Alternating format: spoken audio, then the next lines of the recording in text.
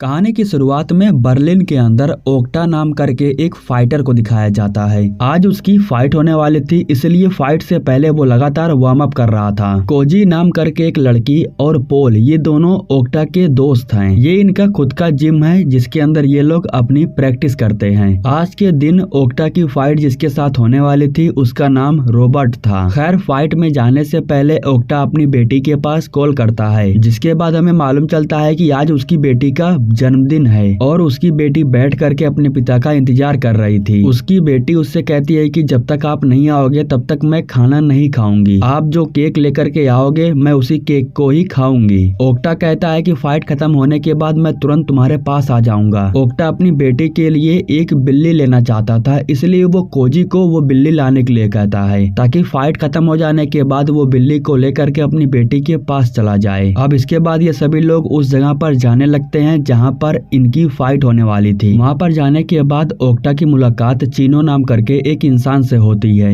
यहाँ हमें मालूम चलता है कि चीनो ने ढेर सारा पैसा ओक्टा के ऊपर लगाया है, इसलिए वो यहाँ पर आकर के ओक्टा से कहता है कि तुम ये फाइट जरूर जीतोगे। तभी ओक्टा के सामने रॉबर्ट आता है जिसके साथ में ओक्टा की फाइट होने वाली थी। वो ओक्टा को इशारे करने के बाद अंदर की तरफ चला जाता है। इसके बाद ओक्टा भी बैंडेज करने के लिए अपने रूम में चला जाता है। तभी जो पोल था वो अपने फोन को ओक्टा के स्मार्ट वॉच से कनेक्ट कर देता है। अब इन लोगों के चले जाने के बाद ओक्टा के फोन पर उसकी एक्स गर्लफ्रेंड कॉल करती है और ओक्टा से कहती है कि तुम कब आने वाले हो, तुम्हारी बेटी कमरे में अपने आप को बंद करके रखी है और उसने अभी तक सुबह से कुछ भी नहीं खाया है। अगर तुम नहीं आए तो बहुत बुरा हो जाएगा, तुम अपनी बेटी को भूल जाना। यह कहने के बाद उसकी एक्स गर्लफ्रेंड फोन को रख देती है। लेकिन इन बातों को सुन करके ओक्टा बहुत गुस्सा हो गया था। दरअसल बात ऐसी है कि ओक्टा की जो एक्स गर्लफ्रेंड है वो बेटी को अपने पास ही रखना चाहती है, क्योंकि ओक्टा अपने काम में ध्यान देने की वजह से वो अपनी बेटी पर नजर नहीं रख पाता है। अब ओक्टा फाइट करने के लिए जा रहा था, लेकिन उससे पहले ही फिर से उसकी एक्स गर्लफ्रेंड का फोन आता है और उसकी गर्लफ्रेंड का जो वकील था वो इस बार ओक्टा से बात करता है और ओक्टा से कहता है कि तुम्हारी बेटी तुम्हारे लिए काफी समय से रो रही है। अगर तुम 6 बजे से पहले नहीं आए तो मजबूरन तुम्हें अपनी बेटी को भूलना होगा। अब इसके बाद उसकी गर्लफ्रेंड भी कहती है कि तुम्हारे पास सिर्फ 1 घंटे का समय है, इसके बाद तुम अपनी बेटी को भूल जाना। अब यह सुनने के बाद ओक्टा भाग करके वापस अपने कमरे में जाता है और अपने कपड़ों को पहन लेता है, क्योंकि वो इस फाइट को रोक करके अपनी बेटी के पास जा रहा था। हालांकि पोल आगे कहता है कि सिर्फ 3 राउंड की बात है, उसके बाद तुम चले जाना। तब ओक्टा कहता है कि अगर मैं समय पर नहीं गया तो मेरी गर्लफ्रेंड मेरी बेटी को मुझसे छीन लेगी। इसके बाद जब ओक्टा जाने लगता है तो उसकी मुलाकात रिका नाम करके एक इंसान से होती है, जो ओक्टा से कहता है कि मैंने तुम पर पैसे लगाया है क्योंकि मुझे पता है कि तुम इस फाइट को जरूर जीतोगे। खैर, ओक्टा उसकी बातों पर ध्यान नहीं देता है और वो बाहर आ जाता है। बाहर आने के बाद वो अपने स्मार्ट वॉच में 1 घंटे का समय सेट करता है ताकि वो इससे पहले अपनी बेटी के घर पहुंच सके। लेकिन अब उसे इस तरीके से जाता हुआ देख करके चीनो के जो दोस्त लोग थे वो उसके पीछे पड़ जाते हैं, क्योंकि ये लोग बिल्कुल भी नहीं चाहते थे कि ओक्टा इस फाइट को छोड़ करके जाए। खैर, ओक्टा जा करके एक टैक्सी में बैठ जाता है और इसीलिए ये लोग उसे पकड़ नहीं पाते हैं। लेकिन थोड़ी दूर आगे जाने के बाद रोड पर तमाशा हो रहा था और भीड़ लगी हुई थी, इसलिए ओक्टा कार से उतर करके पैदल ही भागना शुरू कर देता है, क्योंकि चीनो के गुंडे लोग उसे पकड़ने के लिए उसके पीछे पड़े हुए थे। और एक समय ऐसा आता है जब ओक्टा इन गुंडों के बीच में फंस जाता है। चीनो कहता है कि तुम्हें चुपचाप चल करके ये फाइट लड़नी होगी। इसके बाद वो अपने आदमियों को भेजता है ताकि ओक्टा को पकड़ सके, लेकिन ओक्टा उन लोगों के साथ में फाइट करने लगता है और उन्हें बहुत ही बुरी तरीके से मारने लगता है और एक एक करके सभी लोगों को मार देता है। आखिरी में चीनो का दोस्त जैकली बचा हुआ था, जो अपने आदमियों के पास कॉल करके और आदमियों को भेजने के लिए कहता है। ओक्टा यहाँ से चला जाता है और तभी उसके पास पोल का कॉल आता है। ओक्टा उससे पूछता है कि ये चीनो कौन है और उसके लोग मेरे पीछे क्यों पड़े हैं। तब पोल बताता है कि रिसर्च करने पर मुझे पता चला है कि चीनो ने तुम्हारे ऊपर 75,000 लगाए थे। 3rd राउंड में तुम रॉबर्ट को अपने हाथों से नॉकआउट करने वाले थे और एक बात यह भी मालूम चला है कि ये मैच फिक्स था। तभी ओक्टा कहता है कि मैंने उन सबको मार दिया है, वे लोग मेरे पीछे पड़े हुए थे। मुझे हर हाल में अपनी बेटी तक पहुंचना है, वरना उसकी कस्टडी मुझसे छीन ली जाएगी। अब कॉल को कट करने के बाद ओक्टा भागना शुरू करता है और वो भागते हुए अपने जिम तक पहुंच जाता है। जिम में वो इसलिए गया था ताकि वो अपने दोस्तों का सहारा लेकर के इन लोगों को रोक सके। अब जैसे ही जैकली अपनी आदमियों के साथ यहाँ पर आता है तो इन लोगों के बीच में फिर से फाइट शुरू हो जाती है। ये फाइट इन लोगों के बीच में काफी समय तक चलती रहती है और जो ओक्टा था वो कोजी से कहता है कि इन लोगों को संभाल लेना, मैं जा रहा हूँ, मुझे अपनी बेटी के पास जाना है। अब ओक्टा पीछे के रास्ते से यहाँ से निकल जाता है, लेकिन लेकिन जैक ली उसे देख लेता है, इसलिए वो अपने चमचों से कहता है कि ये लोग फौरन जा करके ओक्टा को पकड़ें। ओक्टा ने पहले ही कोजी को बता दिया था कि उसे किस जगह पर आकर के मिलना है। दरअसल घर जाने से पहले ओक्टा अपनी बेटी के लिए केक लेना चाहता था, इसलिए उसने कोजी को दुकान का नाम बता रखा था कि उसे कहाँ पर आना है। केक बन करके तैयार हो गया था और ओक्टा उसे लेकर के जाने वाला था, लेकिन ठीक उसी समय फिर से यहाँ पर जैक ली आ जाता है और वो ओक्टा से कहता है कि तुम मेरे साथ चलो, ये फाइट होनी बहुत जरूरी है। इसी बीच जैक ली हाथ से केक को मार करके नीचे गिरा देता है। इसी वजह से ओक्टा को बहुत ज्यादा गुस्सा आ जाता है। इसके बाद जब वो जैक ली को मारना शुरू करता है तो वो रुकता नहीं है और इस बार वो जैक ली को इतना ज्यादा मारता है कि उसकी हालत खराब हो जाती है। ओक्टा के हाथों में सिर्फ खून लगा हुआ था। अब इसके बाद ओक्टा उठता है और वो यहाँ से जाने लगता है, लेकिन तभी यहीं पर रोबोट आ जाता है जो जैक ली की ऐसी हालत देख करके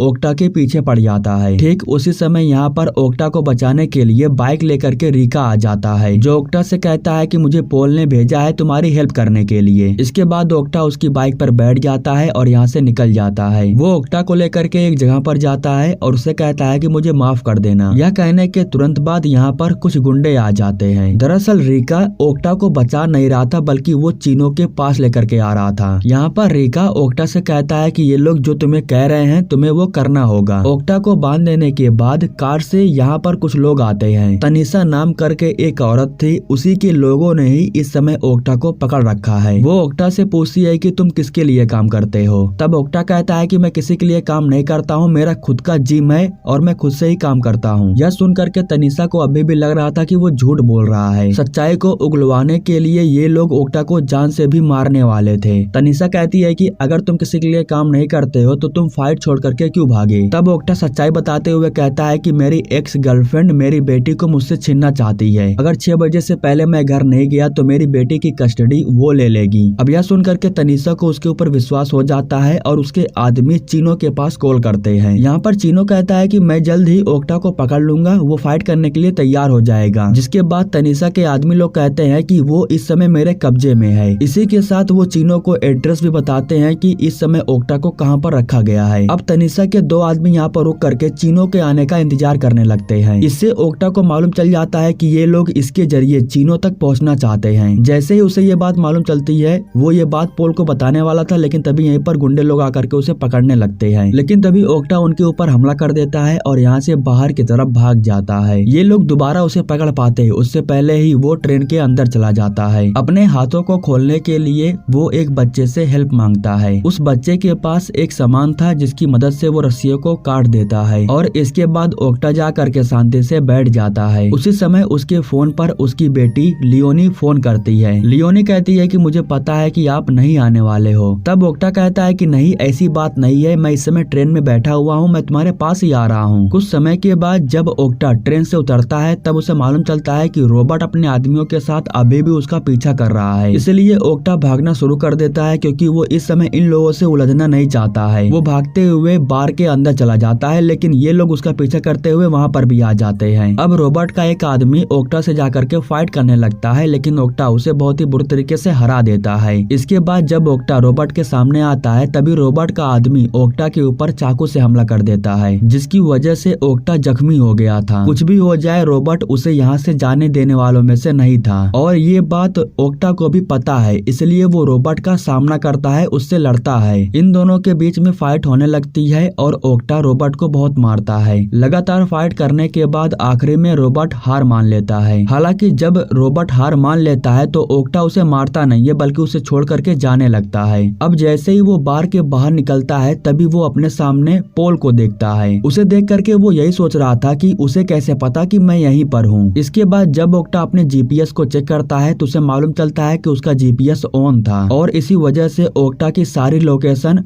पोल को मालूम चल जा रहा था। ओक्टा को यह भी मालूम चल जाता है कि इन गुंडों के साथ में पोल मिला हुआ था, इसलिए तो ये गुंडे उसके पीछे पीछे आ रहे थे। हालांकि पोल अपने दोस्त से कहता है कि मैं उन लोगों को तुम्हारे पास भेजना नहीं चाहता था, मैं मजबूर था क्योंकि वे लोग मुझे जान से मारने की धमकी दे रहे थे। तुमने ये फाइट नहीं किया इसलिए चीनो का 5 लाख का नुकसान हो चुका है और बाकी के लोग जो सट्टा लगाए थे उनका भी बहुत ज्यादा नुकसान हो चुका है। इसी वजह से सभी लोग तुम्हारे पीछे पड़े हुए हैं ताकि तुम सिर्फ ये फाइट कर लो, और अब चीनो का इतना ज्यादा नुकसान हुआ है इसलिए वो तुम्हें पकड़ना चाहता है ताकि तुम उसके लिए काम करो। ओक्टा कहता है कि मैं उन लोगों के लिए काम नहीं करूंगा, और यह कहने के बाद वो पोल को यहाँ से जाने के लिए कहता है। उसके जाने के बाद पोल उठता है और दोबारा अपनी बेटी के घर की तरफ जाने लगता है। अब उसे अपनी बेटी के घर पहुँचने में ज्यादा समय नहीं लगने वाला था, लेकिन बेटी के घर जाने से पहले वो अपने माँ के घर आता है ताकि वो अपने जख्मों पर मलहम पट्टी कर सके। दवाई खाने के बाद ओक्टा थोड़ी देर आराम करने लगता है। ठीक उसी समय फिर से उसके फोन पर पोल कॉल करता है और वो ओक्टा को बताता है कि मैच फिक्स करने का आइडिया मेरा ही था। मुझे लगा इस तरीके से हम ढेर सारे पैसे कमा लेंगे और इसके बारे में तुम्हें और कोजी को नहीं पता चलेगा। मैं तुम्हें ये सब दोबारा इसलिए बता रहा हूँ ताकि मैं तुम्हारा भरोसा जीत सकूं। खैर अब यहाँ पर हमें मालूम चलता है कि इस समय पोल चीनो के कब्जे में है और उसी ने ही इस समय पोल के जरिए ओक्टा के पास कॉल करवाया है ताकि जान सके कि ओक्टा कहाँ पर है और कहाँ जाने वाला है। लेकिन पोल बातों ही बातों में एक ऐसा बात बोलता है जिसकी वजह से ओक्टा को मालूम चल जाता है कि वो इस समय किसी मुसीबत में फंसा हुआ है। वो पोल को नहीं बताता है कि वो क्या करने वाला है और कहाँ जाने वाला है। हालांकि कुछ समय के बाद जब वो जाने लगता है तब वो दोबारा पोल के पास कॉल करता है और वो पोल को बताता है कि वो इस समय पेट एनिमल की दुकान पर जा रहा है अपनी बिल्ली को लेने के लिए। अब ओक्टा को पता था कि उसे पकड़ने के लिए चीनो वहाँ पर आने वाला है, इसलिए वो रीका के पास कॉल करता है। ओक्टा कुछ बोलता उससे पहले ही रीका कहता है कि जो भी हुआ मुझे माफ कर देना, वे लोग किसी भी हाल में चीनो तक पहुँचना चाहते हैं। अब इसके बाद ओक्टा रीका को वो एड्रेस बताता है जहाँ पर चीनो आने वाला था। अब ओक्टा पेट एनिमल के दुकान पर पहले ही आकर के पहुंच चुका था अपनी बिल्ली को लेने के लिए। उसे पता है कि 10 मिनट के बाद बाकी के लोग यहाँ पर आने वाले हैं और इसीलिए उन लोगों के आने से पहले ओक्टा यहाँ से निकलने वाला था। लेकिन तभी वो देखता है कि चीनो के आदमी पोल को लेकर के यहाँ आके पहुंच चुके हैं और तभी पीछे के रास्ते से चीनो भी ओक्टा के सामने आ जाता है। पोल इस समय चीनो के कब्जे में था, इसलिए ओक्टा चुपचाप उसकी बातों को सुनता है। चीनो इन लोगों से कहता है कि तुम लोगों की वजह से मेरा ढेर सारा नुकसान हो चुका है और इसीलिए अब चुपचाप तुम लोगों को मेरा गुलाम बन करके मेरे लिए काम करना होगा। ठीक उसी समय इन लोगों के ऊपर फायरिंग होने लगती है क्योंकि यहाँ पर तनीषा के लोग आ गए थे। अब दोनों के बीच में शूटिंग शुरू हो जाती है और इसी बीच चीनो